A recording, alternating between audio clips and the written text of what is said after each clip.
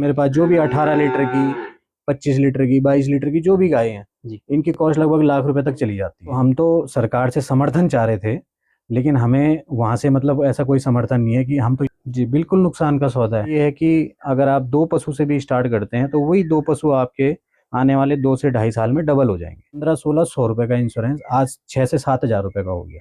तो मेरे पे 1 से सवा 1 लाख रुपए आता है मंथली। यहाँ पे मैं दिन भर उसकी सेवा कर रहा हूँ, दिन भर उसको चारा खिला दिया, ये खिला दिया, हर टाइम दे ही रहा हूँ, लेकिन वो शाम को दूध दे रही है 2 लीटर। अगर कोई स्टार्ट करना चाहे जी। तो जितना हमसे हो सकेगा हम उसको पूरा गाइड करेंगे।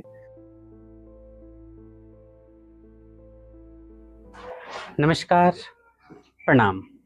मैं कुलदीप सकलानी और स्वागत है आपका अपने प्यारे बारामास में। आज हमारे पहाड़ का युवा अपनी शिक्षा अर्जित करने के बाद जहां अपने सपनों को पूरा करने के लिए बड़े बड़े शहरों या बड़े बड़े महानगरों का रुख कर रहा है, वहीं कुछ हमारे स्थानीय युवा ने इस अवधारणा को गलत साबित किया है और अपने गांव, अपनी थाती माटी, अपने गांव से जुड़कर स्वरोजगार के माध्यम से इस बात को गलत साबित किया है कि अगर कुछ बड़ा करना है, कुछ अच्छा करना है, तो बड़े बड़े शहरों का रुख करना जरूरी है। जी हाँ, मैं आज ऐसे ही एक शख्स से आपको रूबरू कराऊंगा, सुभाष सेमवाल जी, जो यहीं के स्थानीय रहने वाले हैं। और आप देख सकते हैं इन्होंने डेयरी फार्मिंग के माध्यम से न केवल खुद स्वरोजगार खड़ा करने में सफलता हासिल की है, बल्कि आज ये अन्य युवाओं के लिए भी रोल मॉडल बन चुके हैं। सुभाष भाई नमस्कार। नमस्कार सर। आपका हमारे बारामास पर समय देने के लिए। तो बताइए कैसे हैं आप? सब ठीक है सर। सर्वप्रथम आपका स्वागत है और धन्यवाद, आप हम तक पहुँचे, और आपका चैनल बारामास का भी बहुत बहुत धन्यवाद। धन्यवाद सुभाष भाई। आपके साथ इस बातचीत के सिलसिले को आगे बढ़ाएं। कुछ बताइए अपनी थाती माटी और कहाँ से आप बिलोंग करते हैं, फिर हम इस बातचीत के सिलसिले को, जो कि आपने यहाँ पर स्वरोजगार का एक बहुत ही सुंदर मॉडल प्रस्तुत किया है युवाओं के लिए, इस पर हम आगे बहुत सारी बातें करेंगे। लेकिन कुछ बताइए अपनी बैकग्राउंड के बारे में आप। सर मेरा नाम सुभाष सेमवाल है, मैं ग्राम सभा पिपोला का निवासी हूँ, और मैं 2015 डिप्लोमा मैकेनिकल पास आउट हूँ। उसके बाद फिर मैंने 3-4 साल प्राइवेट कंपनी में जॉब करी, और उसके बाद मैं 2019 में अपनी नौकरी छोड़ के घर आ गया।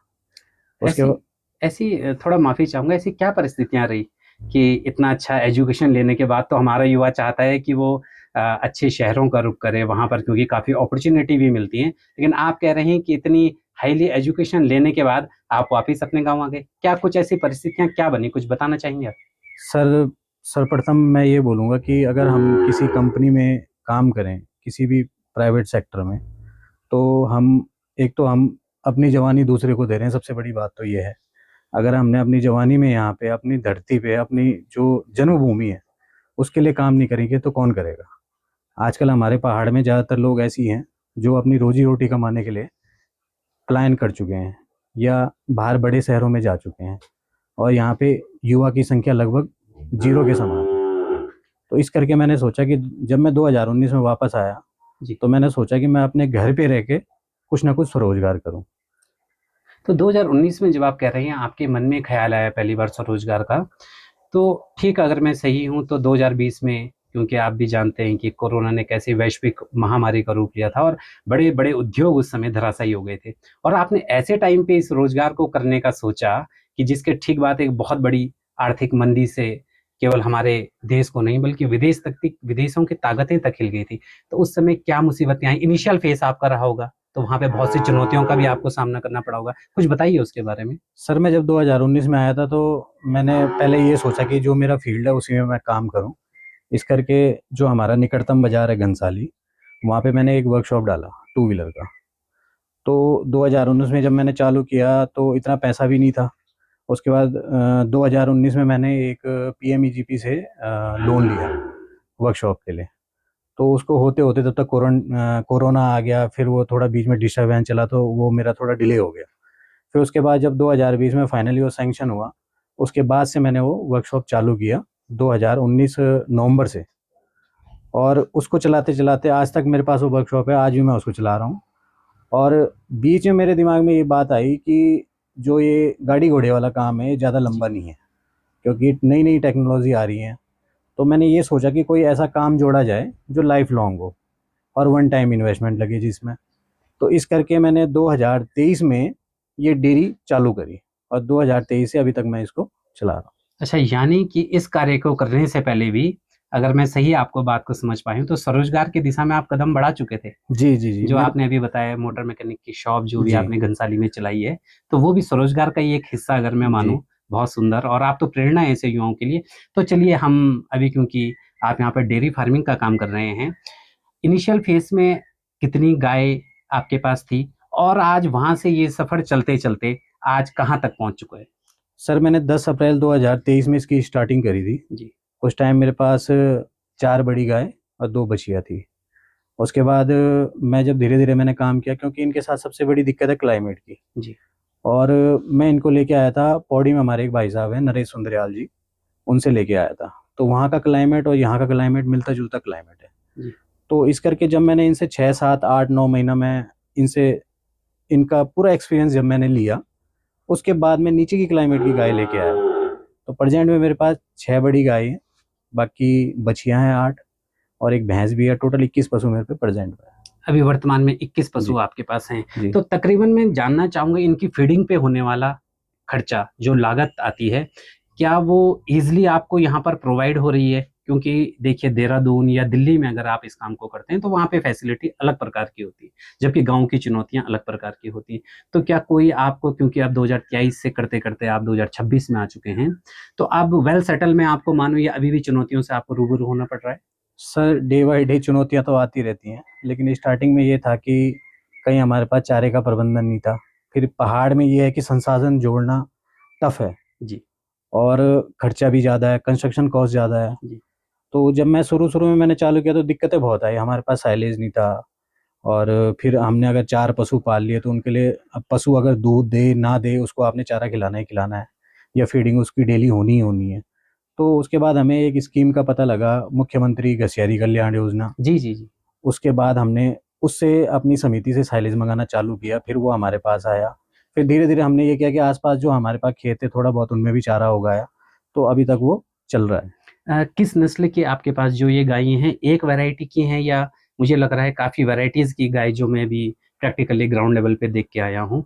तो ज़रा आप बताएँगे किस-किस नस्ल की गाय हैं, और लगभग कितना लीटर दूध ये पर डे देती हैं? सर जो मेरे पास बड़ी गायें हैं, जो मेरे पे स्टार्टिंग से हैं, वो सारी एचएफ नस्ल की हैं।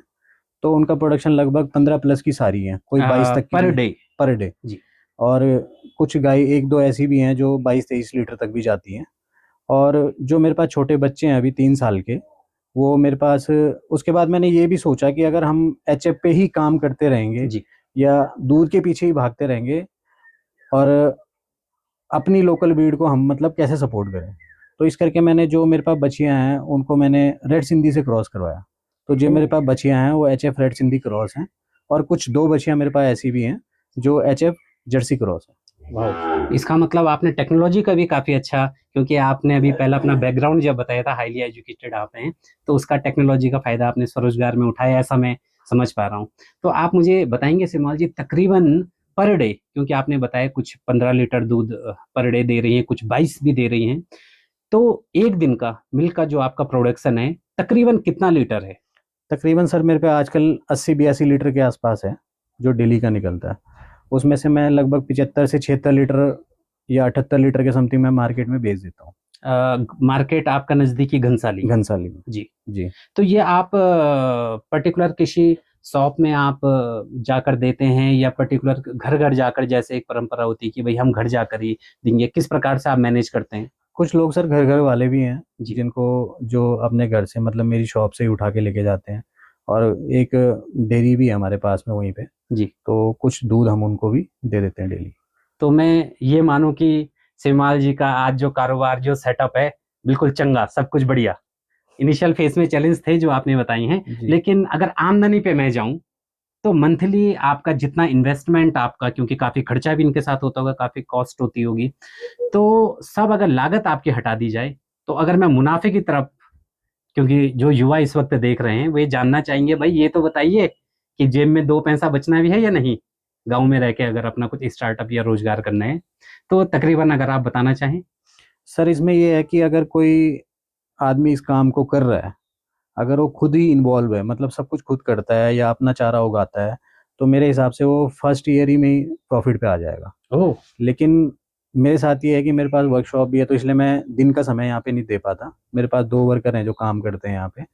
तो तकरीबन लगभग अगर मैं मंथली मान के चलूँ तो मेरे पे 1 से सवा 1 लाख रुपए आता है मंथली यहाँ पे, दूध के थ्रू। तो उसमें से मेरा लगभग अभी प्रेज़ेंट में अगर देखूँ तो 60-70% मेरा खर्चा हो जाता है। अच्छा। लेकिन ऐसा हमने कभी आकलन प्रॉपर आकलन नहीं किया हमने कि इतना मेरे को बच गया या मैंने वो पैसे सँभाल दिए, ऐसा कुछ नहीं है। हमारा जो भी आता है हम इन्हीं के ऊपर लगा देते हैं। तो सिमल जी, जब ने आपने 2023 से ये काम करना शुरू किया है, कभी मन में बीच में ख्याल आया, क्योंकि होता है ना जब हम भी अगर कुछ काम कर रहे हैं किसी फील्ड में, तो एक समय बाद मन में ख्याल आता है, डीमोटिवेशन आ जाता है। लोग कहते हैं, अपने आस पड़ोस के लोग कहते हैं कि भाई बंद कर दो, कहाँ आप सफल होंगे इस काम में, ये आए दिन है। और इसीलिए हमारा युवा, जो मैंने कहा ना, इजी गोइंग देख रहा है कि भाई मैं दिल्ली का रुख कर लूंगा, मैं दुबई का रुख कर लूंगा और इजी गोइंग हो जाएगा, है ना। क्योंकि सबसे ज्यादा जो ताने सुनने को मिलते हैं वो अपने आस पड़ोस वालों से ही मिलते हैं। तो आपको भी कभी 2023 से और आज तक ऐसी कई चुनौतियां आपके सामने भी आई होंगी, तो कभी ये ख्याल आता है कि नहीं बस हो गया यार, चलते हैं, फिर इतनी एजुकेशन लिए चलते हैं? सर ये समस्या हमारे गाँव में ज़्यादा है। अच्छा। चाहे आप किसी भी गाँव में चले जाओ, ये समस्याएँ हैं, क्योंकि कोई भी अगर कोई बंदा काम कर रहा है ना, उसको डिमोटिवेट करने वाले काफ़ी मिल जाएँगे, लेकिन उसका समर्थन करने वाले बहुत कम मिलेंगे। जी। तो ये सभी जगह ये कंडीशन है। तो सेमाल जी, अब मैं आपसे ये जानना चाहूँगा कि इस कार्य को करते हुए आपको काफ़ी समस्याएँ भी झेलनी पड़ रही होंगी। क्या कुछ समस्याएँ इस काम को करने में आपको फेस करनी पड़ रही हैं? और साथ में कितना गवर्नमेंट का या अन्य एजेंसियों का सपोर्ट स्वरोजगार के लिए आपको मिला है या कहीं से मिलने का वादा हुआ है? सर समस्याएँ तो मुख्य रूप से ये हैं कि हमारे पास गशहरी कल्याण योजना से साइलेज आता था। जी। तो वो अभी दिसंबर 2025 तक ₹2.25 पर केजी के हिसाब से हमें मिल रहा था। जी, जी, जी। लेकिन अभी गवर्नमेंट ने क्या कर दिया कि उसको बढ़ा के ₹3.60 कर दिया। तो हम तो सरकार से समर्थन चाह रहे थे, लेकिन हमें वहाँ से मतलब ऐसा कोई समर्थन नहीं है कि हम तो ये चाह रहे थे कि ₹2.25 से ₹2 हो जाए। जी। लेकिन गवर्नमेंट ने ₹3.60 कर दिया। पहली सबसे बड़ी समस्या तो ये है। जी। अगर दूसरी समस्या के पास साथ जाऊँ, तो दूसरी समस्या ये है कि हमारे पास पशुपालन से मेरे पास हर गायों का इंश्योरेंस मिलता था, जितने भी अच्छा। दुधारू पशु हैं। तो वो इंश्योरेंस हमारा 1500-1600 रुपए में 1 साल के लिए हो जाता था। उसमें अगर हमारी गाय को कोई दिक्कत परेशानी या कोई गाय एक्सपायर होगी, तो उसकी हमें जो राशि है वो हमें बीमा के थ्रू मिल जाती थी। जी। लेकिन आज वो इंश्योरेंस 1500-1600 रुपए का इंश्योरेंस आज 6 से 7,000 रुपए का हो गया। तो मतलब मेरा बोलना ये है कि मतलब अगर कोई व्यक्ति यहाँ पे काम कर रहा है, जी। तो वो कैसे काम करेगा आगे? अब जी। खुदा ना खास्ता, अब जैसे मेरे पास जो भी 18 लीटर की, 25 लीटर की, 22 लीटर की जो भी गायें हैं, जी। इनकी कॉस्ट लगभग लाख रुपए तक चली जाती है। अच्छा। अब मेरी गाय की कॉस्ट कवर ही नहीं है, या पशुपालन इसके लिए सोच ही नहीं रहा है। पशुपालन का कहना है कि गवर्नमेंट ने सब्सिडी देना बंद कर दिया। सिमल जी, लेकिन मैं थोड़ा आपको इंटरप्ट करूँगा इसी बात में, मेरे को क्योंकि एक सवाल दिमाग में आया है। अभी आपने कहा है इंश्योरेंस की कॉस्ट काफ़ी महँगी हो चुकी है ना?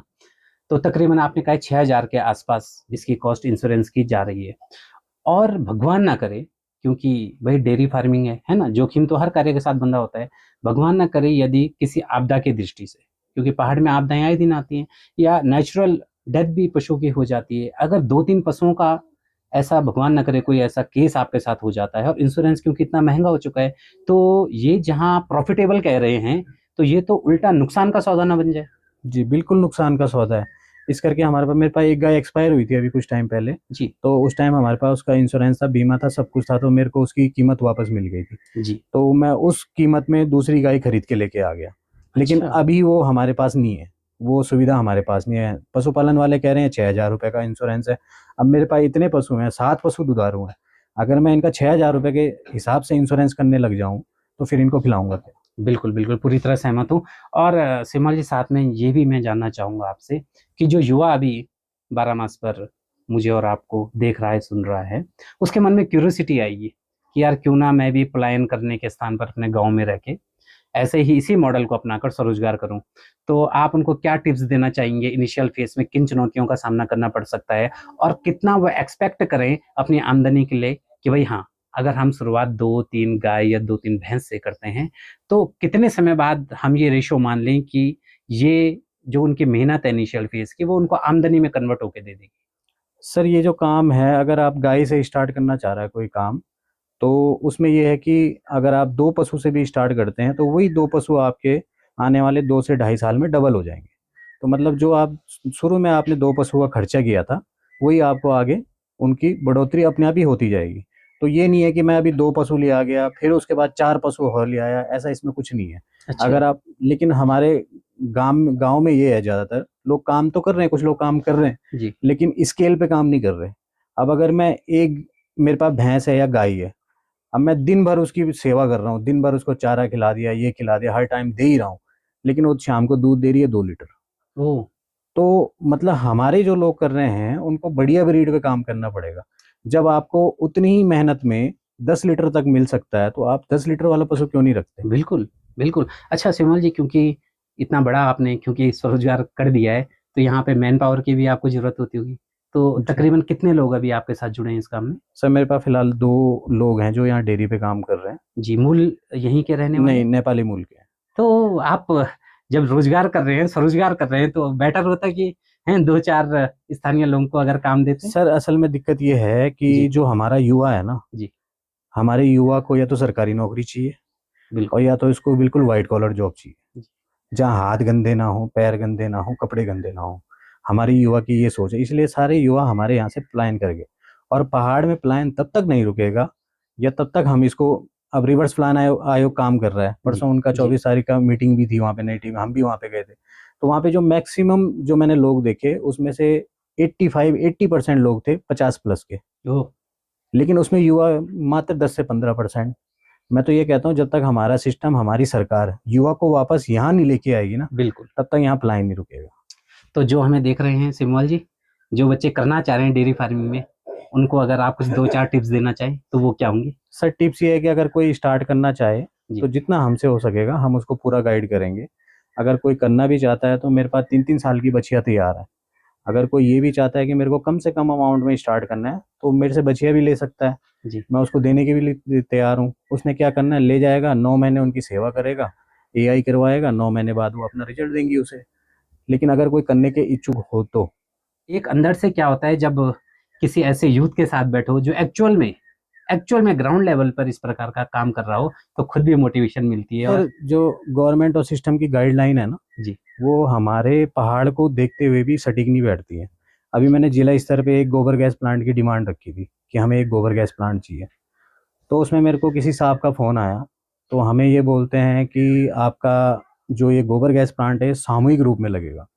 लेकिन मेरा ये सवाल है उन लोगों से कि अगर ये सामूहिक रूप में होना है तो यहाँ तो इंसान तो है नहीं, अब हम पशु कहाँ से लेके आएँ? कम से कम उस आदमी को जो कर रहा है, जी, उसको तो कम से कम इन चीज़ों का प्रॉफ़िट दो। वो कहते हैं कि हमारी गाइडलाइन में है ही नहीं।